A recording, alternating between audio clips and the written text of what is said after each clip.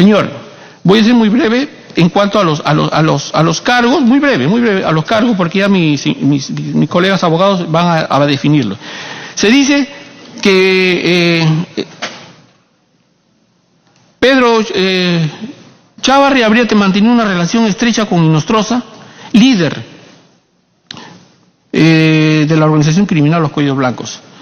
Debo de indicarles, señores presidentes, señores congresistas, que a César Inostroza lo conozco de muchos años, y no es porque sea una persona muy íntima a quien les habla, sino es una persona de la carrera judicial, igual que yo antes de ser fiscal he sido juez, y nos hemos reunido en actividades académicas, no solamente con él, por supuesto, sino con todos los miembros del Poder Judicial y del Ministerio Público, puesto que siempre yo he tratado de vivir en comunidad y de la mejor manera, siempre cautelando los intereses de nuestras instituciones. Se dice pues que en el informe del ingeniero Cheput ha manifestado pues que se ratifica la relación o la vinculación de Pedro Chávarri con César Inostroza y mi vinculación con Los Cuellos Blancos porque soy amigo de Inostroza, porque se ha acreditado la relación de amistad que tengo, la cercanía que tengo con César Inostroza.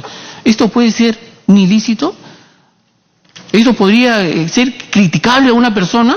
¿Eso se podría decir, se le podría decir a algún, no quiero mencionar nombre, pero algún congresista que era muy amigo del presidente Toledo? También hay que comprenderlo en el caso de Coteva, porque eran muy amigos.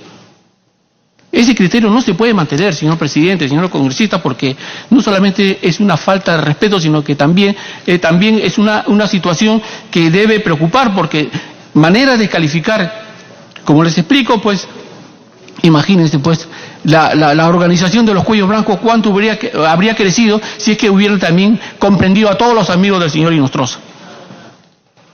Dice que la mencionada organización, este es otro punto, señor, la mencionada organización criminal había apoyado a mi persona para que en el proceso de ratificación como fiscal supremo del Consejo Nacional de la Magistratura.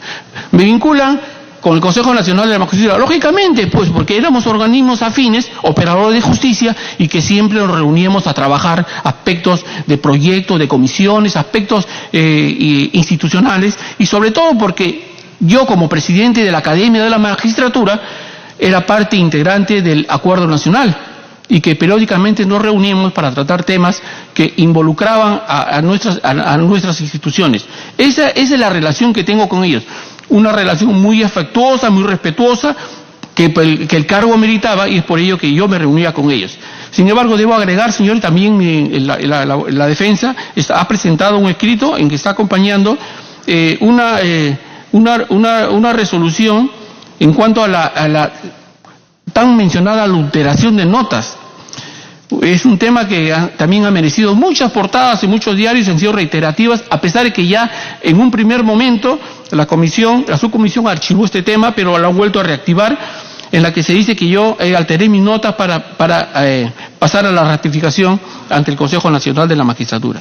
Señores, debo decirles que no es verdad.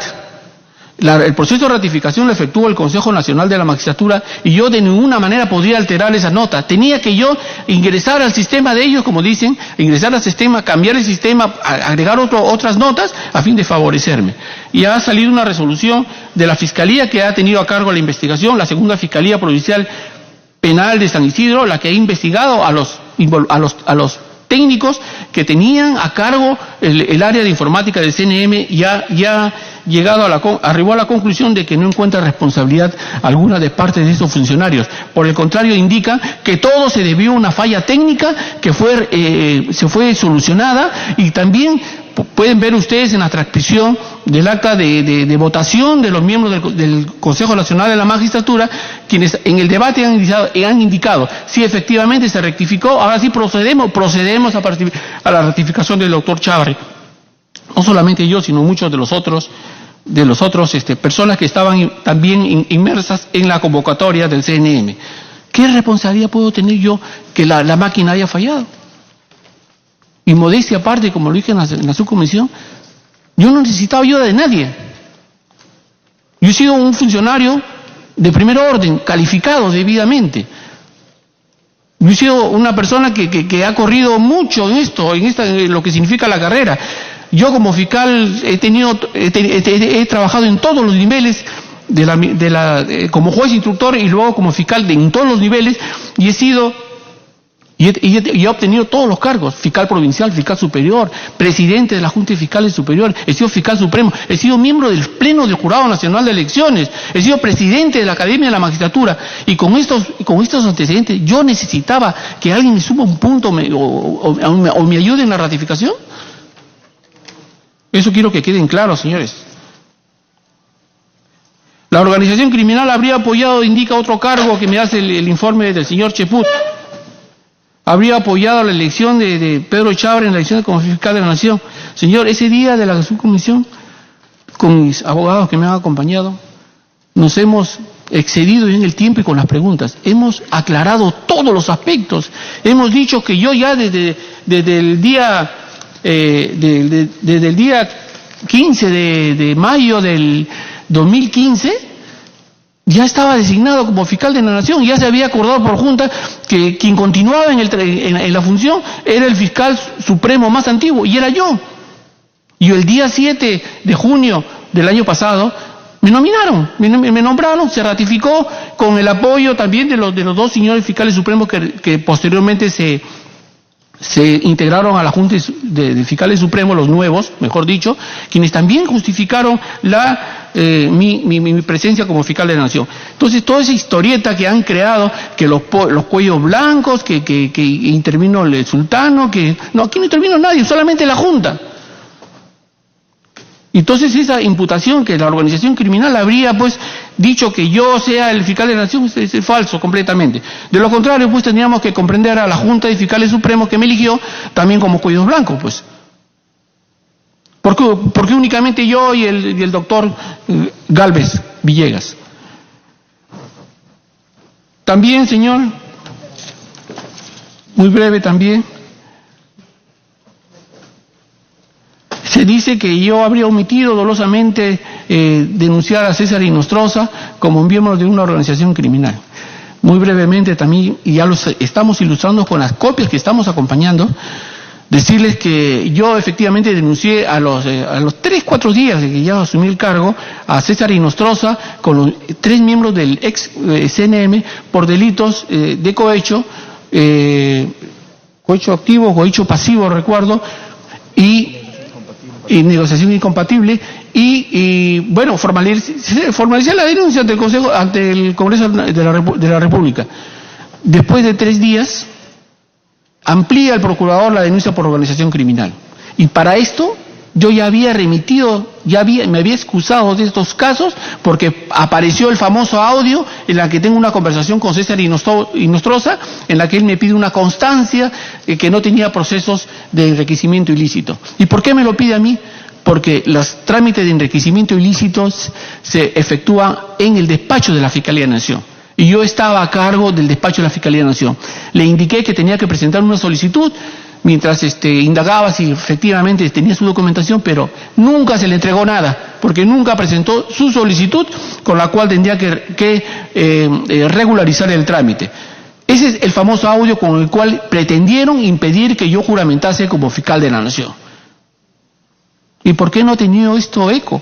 Precisamente ha pasado tanto tiempo. ¿Y por qué no ha tenido eco? Porque no tiene consistencia, señor presidente, señores miembros de la comisión. No tienen consistencia. Todos los cargos estos no tienen consistencia. A mí nunca me han llamado ni por los cuellos blancos, nada. ¿Por qué? Porque no hay. Yo he escuchado hablar de esta organización criminal, no sé si existirá o no, pero nunca me han citado. Y no conozco a la mayoría de ellos, solamente conozco al señor Inostroza y a los 3 miembros del ex Consejo Nacional de la Magistratura, por los cuales yo siempre he guardado respeto, y si tienen algún problema pendiente, bueno, ellos asumirán su responsabilidad si los tuvieran. Hay una prueba irracional, señor, y eso tengo que dejarlo muy claro. A mí me preocupa la forma, el tratamiento, felizmente no todos, que algunos congresistas digan que tienen una prueba, ¿no? Yo soy fiscal de formación, el fiscal, y ustedes han tenido esa atribución. Ustedes tienen en la primera etapa tienen la función de ser fiscales. Ustedes nos están fiscalizando. Usted tiene que aportar las pruebas para que nosotros podamos ser de alguna manera sancionados si incurrimos en responsabilidad. Una de las aseveraciones del ponente, el ingeniero Chebut, es decir, es cuando indica que tengo 120 pruebas en contra, que me perjudica, que me mancha. Sin embargo, señor, las 120 pruebas famosas son 120 publicaciones del diario El Comercio, La República, Perú 21, IDL. ¿Esos son pruebas? Por favor. Y las organizaciones, las ONG, pues que no se quedan atrás, ¿no? Que siempre están detrás de uno cuando uno no piensa como ellos. Finalmente, señor, debo indicarles que en los 41 años de servicio en el sistema de justicia he sido secretario de salas de tribunales, secretario general de la Corte Suprema, juez de paz de letrado de Lima, juez de penal, instructor de Huaral, fiscal provincial, como lo dije, fiscal superior, presidente de la Junta de Fiscales Superiores, fiscal supremo, miembro del Jurado Nacional de Elecciones, presidente de la Academia, fiscal de la Nación. Siempre he actuado dentro del marco de la Constitución y de la ley, destacando además que durante este lapso de tiempo jamás, señor, fui objeto de ninguna sanción. Todo comienza el 20 de julio del año pasado, en que juré como fiscal de la Nación y que comenzaron a llover las denuncias. Sí, desde esa fecha en la que el presidente de la República no asistió a mi juramentación, porque seguramente no soy desagrado, o de repente le recuerdo a alguien, pues, no, de su actividad de constructor, con el cual no ha tenido una buena relación. Para acceder al tan honroso cargo, importante y honroso cargo, mi elección respondió al cumplimiento de los acuerdos que ya les he referido, y también lo he explicado con las actas. Les he acompañado las actas hoy día, y también les he acompañado con el escrito, el recurso que ha presentado el doctor Julio Rodríguez, aclarando y graficando lo que significan la forma como me nominaron. Aquí no hubo personas extrañas, aquí no hubieron cuello blanco, ni cuello negro, ni de ningún color. Aquí hubo la autónoma Junta de Fiscales Supremos la que me designa, por aclamación. Nadie me cuestionó, por aclamación, a propuesta de la señora Zoraida Ávalo, actual fiscal de la Nación, y con las más efusivas felicitaciones del señor Pablo Sánchez Velarde. Siempre he defendido la autonomía y la institucionalidad del Ministerio Público y he luchado contra la corrupción. Es por eso que a mí me afecta mucho cuando alguien interfiere en el trabajo de un fiscal. Si a mí me molesta, yo menos voy a interferir en la labor de mis fiscales, en ese momento los fiscales que dependían de mí.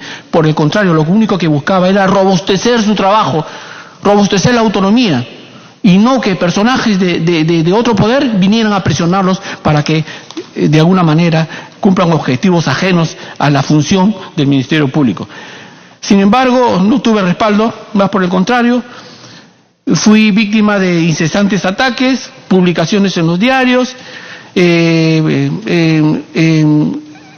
eslogan en los aparatos publicitarios de la ciudad que corrían la publicidad luminosa donde decía Chávarri cuello blanco, con el logo de América Televisión, Chávarri se fue al estadio con Camayo, Chávarri esto, Chávarri el otro. Bueno, esa campaña la han desatado en contra de mi persona, pero yo si me mantuve era porque la verdad que me dolía que mi institución quedase en manos de personas sin escrúpulos, personas que no hicieran respetar a nuestra institución. Más aún, pues, y que ellos cuentan, pues, con el apoyo, y reitero, el apoyo de la ONG, la de IDL, y lo voy a decir, que causa tanto daño a la administración de justicia, señor presidente.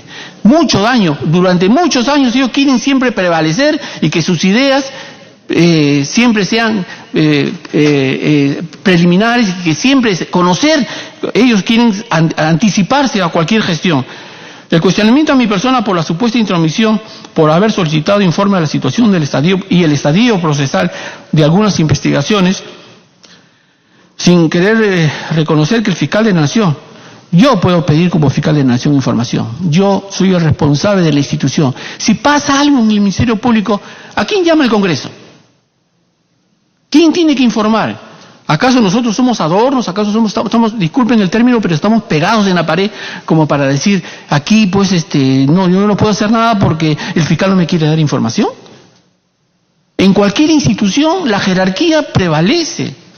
No es posible, señor, que esto esté ocurriendo en el Ministerio Público. El señor fiscal provincial Pérez, y lo voy a decir, el señor ahora pretende no solamente faltarme el respeto, sino también pretende decir que el fiscal supremo que va a ver el caso o la casación de la señora Fujimori hay que cambiarlo.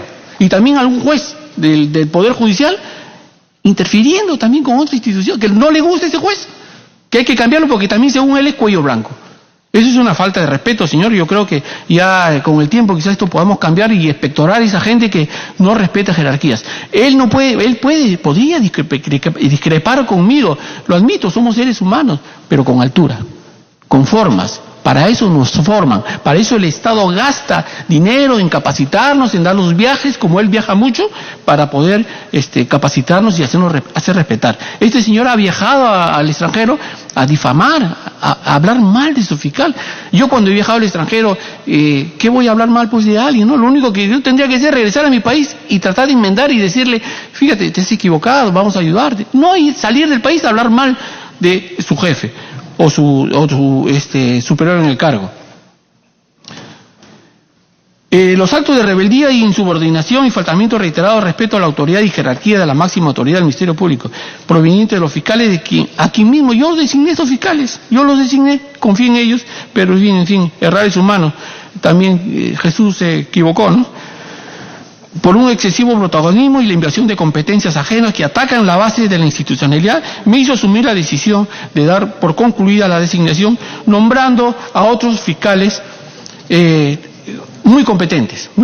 Pero sin embargo, la desmedida reacción del presidente de la República, ustedes recordarán que vino desde Brasil con un proyecto de reorganización del Ministerio Público debajo del brazo, ¿no? A decir pues que había que reorganizar. Entonces yo me sentí un poco, la verdad me sentí incómodo porque muchos de los fiscales iban a decir que por mi actuación que se iban a proceder a reorganizar, y sabrá Dios cómo lo pensaban reorganizar. Y ante esa inminente intervención del Ministerio Público pues me vi obligado a renunciar al cargo, ¿no? Con mucha pena, ¿no? Porque ¿quién después de casi 40 años no quiere llegar al máximo cargo? Es una bendición llegar a ese cargo, pero también es una situación muy, muy triste cuando no se encuentra el apoyo necesario para poder desarrollar el trabajo. Tuve muchas ganas de hacer las cosas, tuve un proyecto muy, muy, muy bueno con un grupo de fiscales preocupados siempre por el Ministerio Público, pero no se pudo hacer. Pero al final nadie es imprescindible, ¿no? Quizás vengan personas mejores que yo, que las hay, ¿no? Y que ojalá que hagan respetar la autonomía y la independencia del Ministerio Público. Al final de cuentas, cuando quise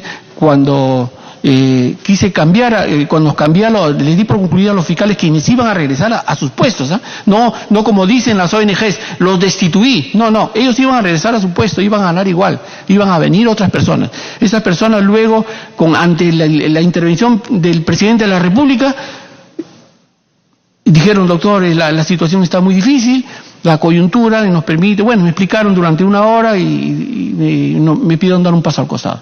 Señor presidente, cuando yo quise poner otros fiscales, porque hay fiscales muy buenos, hay fiscales de mucha capacidad, de mucho respeto, nadie quiso porque todos tenían en su mente la imagen del presidente de la República con su texto de reorganización, de su proyecto de reorganización del Ministerio Público.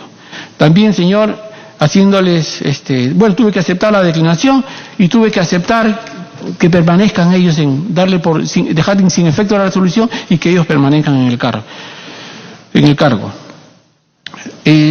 También debo decirles, finalmente, señor, momentos que viví, que no me quejo, pero es parte de esto. Tuve que declinar también por la constante amenaza de la turba violenta organizada contra mi hogar y mi familia. Seguimiento a mi esposa, a mis hijos, a mis familiares, llamadas telefónicas amenazantes. Ya era una situación que la verdad era sumamente preocupante y yo me sentía realmente muy, muy, muy, muy mal. tuve que dejar sin efecto, como repito, la designación. Finalmente, la ilegal invasión al allanamiento, que fue materia de lo que ustedes han debatido en los primeros minutos, no es el tema hoy día, pero también fueron actos de provocación, porque un fiscal provincial no puede allanar una oficina de un superior, de un fiscal supremo, y menos de un fiscal de la nación. Y eso en su momento lo vamos a hacer valer. Termino, señor presidente, reiterando no haber cometido ningún delito, ninguna infracción constitucional. A los señores miembros de la Comisión Permanente, mi carrera profesional, reitero, ha sido limpia y seguirá siendo limpia, porque de esa manera me han formado mis padres, de esa forma me he formado yo, de esa manera me he cultivado yo y con la gente que siempre me ha rodeado, no de malas personas, no de cuellos blancos, sino con gente buena, gente de buena disposición y gente honesta. Por ello, señor, que a fin de que dejo en manos de todos ustedes, y quiero que tengan en claro, señor presidente, señores miembros del Congreso, que yo no vengo a pedir un favor, yo les vengo a pedir justicia. Gracias, señor. Gracias. Bueno, ha solicitado compartir su tiempo con sus abogados defensores en vista que ha utilizado un tiempo bastante excesivo en su intervención. Yo les voy a pedir a los señores abogados que traten de ser lo más concisos posibles. Tiene la palabra el abogado defensor. Muchas gracias, señor presidente. Señores congresistas, en su introducción, el informe de la Subcomisión de Acusaciones Constitucionales hace una distinción entre el juicio político y el antejuicio político. Y para eso se vale de una sentencia del Tribunal Constitucional. Esa sentencia del Tribunal Constitucional ha dejado establecido que el antejuicio político, además, como ustedes lo saben, es por los delitos que se cometen en el ejercicio de la función. Y el llamado juicio político lo parangona o lo iguala con la llamada infracción constitucional, que como ustedes saben también está en el artículo 99 y 100 de la Constitución. Pero tanto el tribunal como el informe de la Subcomisión de Acusaciones Constitucionales señalan que para que procedan las infracciones constitucionales, porque del antejuicio político se va a encargar el doctor Julio Rodríguez en la medida que el antejuicio es por los delitos que se cometen, para que procedan las infracciones constitucionales, tiene que tratarse de conductas que no constituyan ilícitos penales. Página 29 del informe Cheput, del informe de la Subcomisión de Acusaciones Constitucionales. Y sin embargo, aquí hay un problema lógico. Las infracciones constitucionales son una conclusión de los supuestos ilícitos penales, y eso no es posible. Porque en la página 29 se dice, se tiene que tratar de conductas que no supongan ilícitos penales. Entonces, ya el informe empieza mal, porque hoy en día, en esta sede del Parlamento, ya nos olvidamos de los periódicos, nos olvidamos de las opiniones, de los pareceres. El debate se centra hoy en día en el informe de la Subcomisión de Acusaciones Constitucionales. Porque este es el informe que tiene que aprobar el Congreso, que tiene que aprobar la Constitución, y este es el informe, en el hipotético o supuesto caso que sea aprobado por el Congreso, el que va a servir como denuncia ante el Poder Judicial. ¿Y el Poder Judicial va a aprobar esto? Es la primera pregunta que tiene que hacerse el Congreso. Bueno, lo que sucede, si me permiten, señores congresistas, es que desde la Constitución de 1923, por una influencia de la Constitución gaditana de 1812, en el Perú se hablaba del antejuicio político y de las infracciones a la Constitución. Se decía que cada vez que se aperturaba o se abría las sesiones del Congreso, el Congreso tenía que ver si es que los funcionarios de la República habían cometido delitos o habían infringido la Constitución. Y siempre fue lo mismo, pero la Constitución de 1993 hizo un deslinde o hizo, digamos, le dio otro matiz diferente. Hizo que la infracción constitucional se convirtiera, para Domingo García Belaúnde, seguía siendo el antejuicio político. Este es un debate doctrinario. Mientras que al presidente Valentín Paniagua, otro constitucionalista, decía, no, es el impeachment, es el juicio político de los Estados Unidos. Este debate doctrinario lo zanjó el tribunal, señalando y además lo zanja el informe de la Subcomisión de Acusaciones Constitucionales, porque dice, la infracción constitucional es juicio político. Entonces, si es juicio político, efectivamente, como dice el informe, no se puede destituir a una persona por ilícitos penales, porque ustedes no son jueces, los jueces están en la avenida Bancay o al frente del Hotel Sheraton. Y si vamos a ir a las infracciones constitucionales, las conductas para declarar a un funcionario del Estado pasible de destitución por haber infringido la Constitución tienen que ser distintas a las conductas que se señalan en los tipos penales que forman parte del antejuicio político.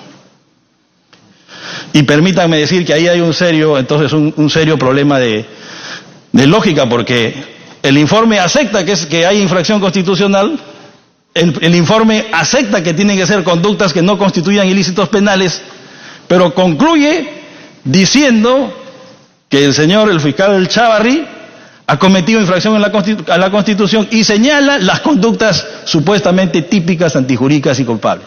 Ahí hay un problema de error, hay un problema de lógica en el propio dictamen de la Comisión. Pero además hay otro problema, que es el siguiente. El informe, porque tengo que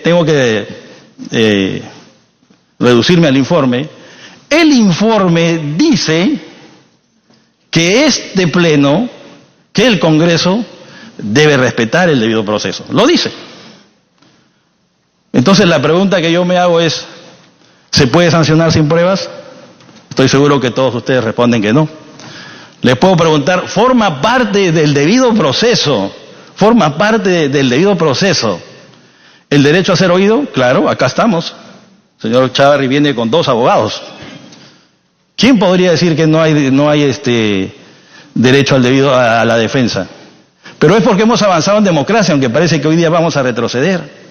Recuerdo que en el año 1991, el presidente Alan García quiso darle el uso de la palabra a los abogados Francisco Chirino Lizares, y quien en ese entonces presidía la comisión, Antero Flores Arauz, le dijo, usted no puede venir con abogados acá.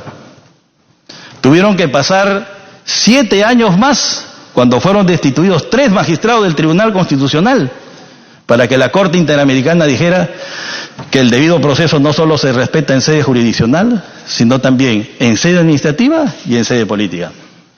Entonces yo les hago una pregunta. Cualquier ciudadano no podría ver peligrada su libertad, peligrada su propiedad, peligrada su familia, si es que puede ser llevado a un juicio, destituido, vejado, infringido en sus derechos fundamentales por unas conductas que no han sido tipificadas. ¿Algún ciudadano en este país que quiere ser democrático o que se reputa democrático podría ser llevado a un proceso y decirle tienes razón pero vas preso? ¿Puedo yo sancionar a un funcionario del más alto nivel, un ex fiscal de la Nación, con una foja de servicios intachable durante 40 años, en un informe donde se dice que el Congreso de la República no necesita tipificar las infracciones constitucionales? Es más, en el informe, si ustedes me permiten, se dice, la ausencia de normas de tipificación no elimina la atribución constitucional del Parlamento de emitir juicios políticos por responsabilidades políticas. Claro, el Parlamento puede emitir juicios políticos. ¿Cómo no? Si este es el lugar donde se tiene que debatir. El Parlamento puede hacer juicios políticos, pero no puede hacer sanciones políticas en el debido proceso. Entonces, desde el punto de vista de lo que quiero decir, es lo siguiente, que vemos 2 errores para terminar. El primero, que no están tipificadas las infracciones constitucionales. Entonces es un grave retroceso si es que el Parlamento aprueba o sigue o permite seguir aprobando sanciones por 10 años, inhabilitaciones por 10 años, sin que las conductas no estén previamente señaladas. Y en segundo lugar, como lo dice el propio informe de la Subcomisión de Acusaciones Constitucionales, yo tengo que decir cuáles son las conductas que infringen la Constitución, pero que no constituyen delitos.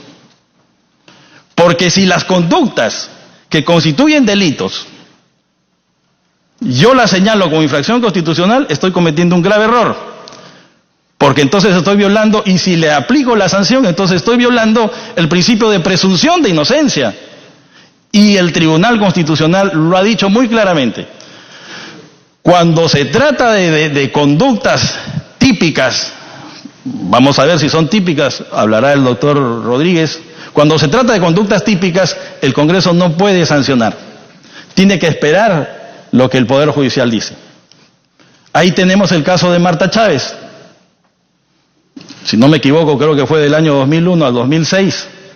Marta Chávez se le levantó el fuero, fue al Poder Judicial y después de 5 años vino declarada inocente. Entonces vamos a inhabilitar por 10 años a una persona por una infracción que no está tipificada y calificando conductas que en primer lugar aparecen como delitos. No, esas conductas no pueden ser calificadas para sancionar, porque esas conductas tienen que ir al Poder Judicial. Y por otro lado, para terminar, porque sé que hay poco tiempo, señores, yo, no es faltarle el respeto, los retos, no es una palabra retar, pero es la que se me viene en este momento, discúlpeme, díganme en qué página de los 100, en qué folio de las 100 páginas del informe de las subcomisiones constitucionales hay una página en la cual ustedes puedan decir esto constituye un delito. Porque fíjense, solo a manera de ejemplo, porque a manera de ejemplo basta un botón y con eso termino, señor presidente. Fíjense lo que se dice. No todos son flacos. No todos son flacos. Este era flaco. Sí, no era gordito. Al último, en la página 41 nomás. El doctor Pedro Chavarrey, siendo fiscal de la Nación, no denunció a ex altos funcionarios presuntamente involucrados en la red de los cuellos blancos del puerto por el delito de organización criminal. O sea, es delito no denunciarlos. Pero resulta que el fiscal de la Nación en ese entonces, el señor Pedro Chavarrey, se había inhibido porque había el problema de que en la prensa habían salido los audios. ¿Y quién fue el que hizo la denuncia? ¿Quién fue el que hizo el que omitió, como dice acá, incorporar a los miembros de los cuellos blancos? Fue el fiscal Pablo Sánchez, no fue el doctor Chavarrey. Entonces, como se trata de esto, sí ya le corresponde al doctor Rodríguez, yo lo dejaría ahí señalando solamente que no se puede declarar infracciones a la Constitución con conductas que ustedes consideran que son delitos. Son dos cosas distintas, porque así lo ha entendido la Constitución de 1993. Porque si se trata de conductas típicas, antijurídicas y culpables, ustedes tienen que esperar lo que diga el Poder Judicial, que podría declararlo inocente.